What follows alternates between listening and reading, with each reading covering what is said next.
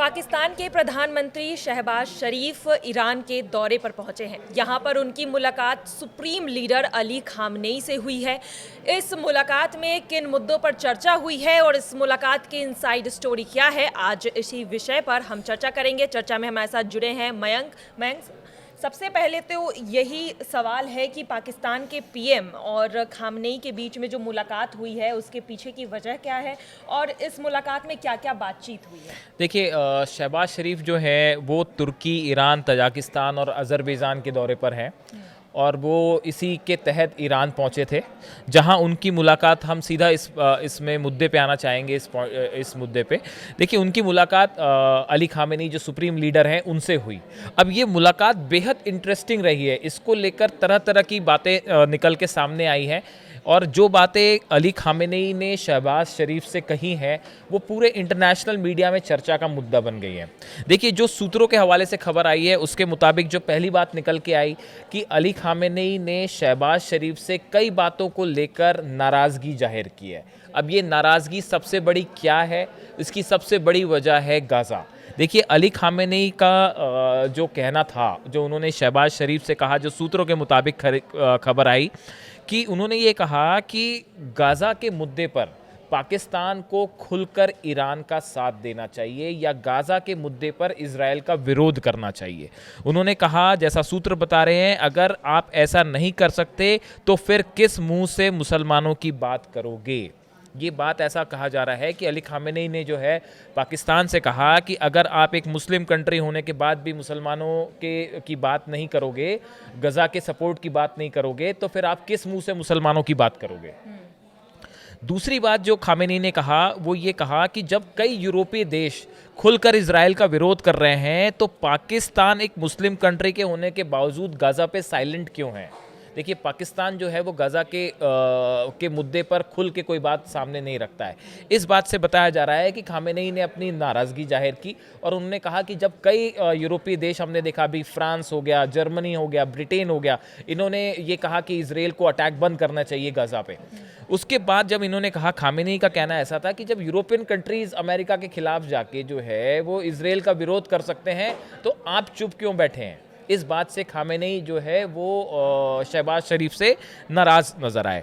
उसके बाद उन्होंने जो एक तीसरी बात कही इसी दौरान कि आपका रुख, मतलब वो ये कहना चाह रहे हैं शहबाज शरीफ के लिए कि पाकिस्तान का रुख हमेशा सिर्फ बयानों तक सीमित रहता है।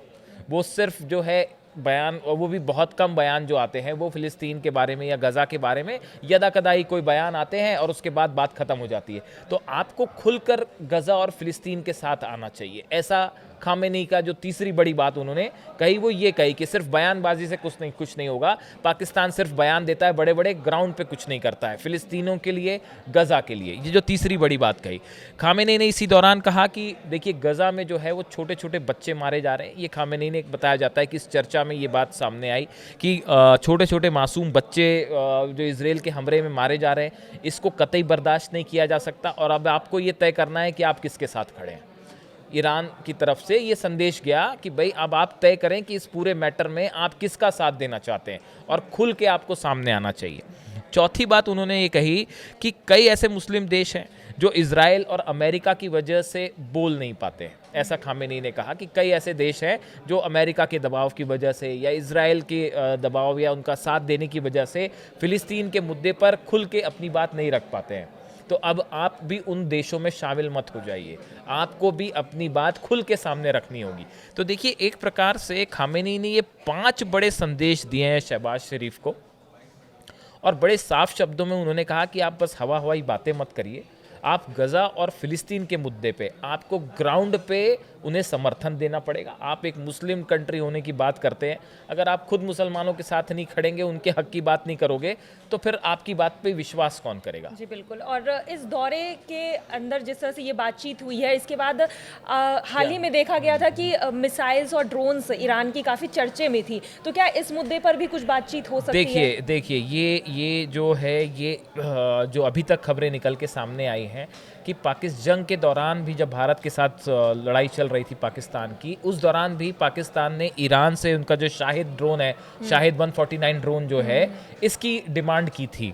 लेकिन जो खबरें अभी निकल के सामने आई हैं कि शहबाज शरीफ की इस विजिट के दौरान ईरान ने किसी भी तरह की हथियारों की डील करने से मना कर दिया है। ये अपने आप में बड़ी बात है। देखिए, ईरान ने ना शाहिद ड्रोन दिया है, ना किसी तरह की कोई मिसाइल, ना किसी तरह के कोई हथियार के साथ के लिए पाकिस्तान से डील करना मना कर दिया है। ये एक बहुत ही बड़ा डेवलपमेंट है। इसके साथ ही एक इंटरेस्टिंग बात यह है कि ईरान के जो राष्ट्रपति हैं पेजिशकियान, इनके साथ बायलैटरल प्रेस कॉन्फ्रेंस जब हो रही थी जिसमें शहबाज शरीफ मौजूद थे, उस दौरान साझा जो बयान जारी होता है उसमें ईरान की तरफ से भारत का जिक्र करने से ही मना कर दिया गया। ये एक बहुत बड़ा डेवलपमेंट है। ईरान ने कहा कि हम भारत के मुद्दे पे कोई बात ही नहीं करना चाहते, हम कश्मीर के मुद्दे पे कोई बात नहीं करना चाहते। जबकि इस मीटिंग में, इस जो बायलैटरल टॉक थी, इस दौरान प्रेस कॉन्फ्रेंस थी, इसमें बताया जा रहा है कि शहबाज, जो पाकिस्तान के कुछ अखबार बता रहे हैं और ईरान की कुछ एजेंसीज बता रही हैं कि इस बायलैटरल टॉक के दौरान शहबाज शरीफ ने कहा कि भारत के साथ पानी, कारोबार और आतंकवाद के खिलाफ लड़ाई पर बातचीत करने को हम तैयार हैं और हम शांति के लिए हर मुद्दे पर जो है वो बात करने के लिए तैयार हैं। इस तरह की बात शहबाज शरीफ ने कही। लेकिन ईरान ने भारत का जिक्र करने से ही मना कर दिया। ये अपने आप में देखिए, अभी जब ये एक साइलेंट सपोर्ट हाँ, ये बहुत बड़ा एक प्रकार से भारत के पक्ष में ईरान खड़ा हुआ दिखाई दिया है यहाँ पे। और देखिए, जब ये भारत पाकिस्तान के बीच तनाव था, उसी बीच ईरान के जो विदेश मंत्री अब्बास अरागची वो भारत के दौरे पर आए थे। उनकी विदेश मंत्री एस जयशंकर से मुलाकात हुई थी, उनकी NSA जो है डोभाल, उनसे मुलाकात हुई थी। और इसी बीच ईरान ने जो है वो जैसे ही पहलगाम हमला हुआ तो उसने आतंकवादी हमले की ज़बरदस्त निंदा भी की थी और ये कहा था कि भाई इस तरह की आतंकी घटनाओं पे फ़ौरन रोक लगनी चाहिए। तो देखिए, ईरान का रुख इस पूरे मैटर में, और जिस तरह से खामेनेई और शहबाज शरीफ की मुलाकात हुई है, उसके बाद जो रुख ईरान का रहा है, ये एक प्रकार से पाकिस्तान को ईरान की तरफ से बड़ी नसीहत दी गई है। और खामेनेई जो सुप्रीम लीडर हैं, उनकी तरफ से गजा को लेकर बड़ा सख्त संदेश दिया गया शहबाज शरीफ को और पाकिस्तान को। अब देखिए, इसके पीछे का एक छोटा सा बैकग्राउंड ये भी है कि ऐसा कहा जाता है कि जो अली खामेनेई हैं, जो सुप्रीम लीडर हैं ईरान के, वो ये चाहते हैं कि आर्थिक दृष्टि से ईरान तेजी से मजबूत हो।